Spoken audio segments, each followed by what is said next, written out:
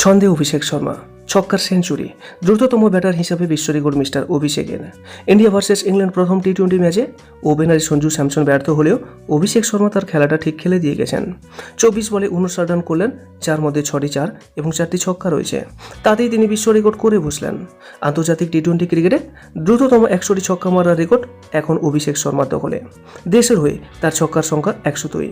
সবচেয়ে কম বল খেলে এই 100টি ছক্কা মেরে ফেলেছেন অভিষেক শর্মা।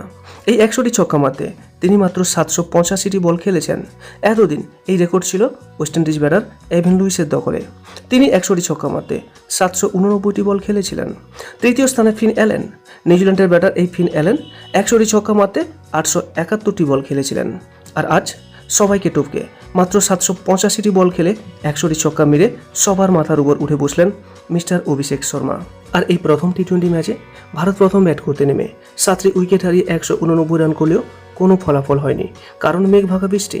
প্রথম ইনিংস কোনো রকম সমাপ্তি হলেও দ্বিতীয় ইনিংস শুরুই করা যায়নি, তাই কোনো ফলাফলও হয়নি। তবে আরও 4টি টি-20 ম্যাচ রয়েছে। ফলাফলের জন্য আমাদের বাকি 4টি ম্যাচের উপর নজর রাখতেই হবে।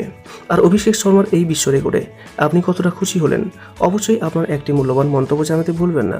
এবং ভিডিওটি ভালো লাগলে একটা লাইক করবেন। নিয়মিত এমন আপডেট পেতে আমাদের এই চ্যানেলটিকে অবশ্যই সাবস্ক্রাইব করে রাখবেন। সর্বদা সুস্থ থাকবেন, ভালো থাকবেন। নমস্কার।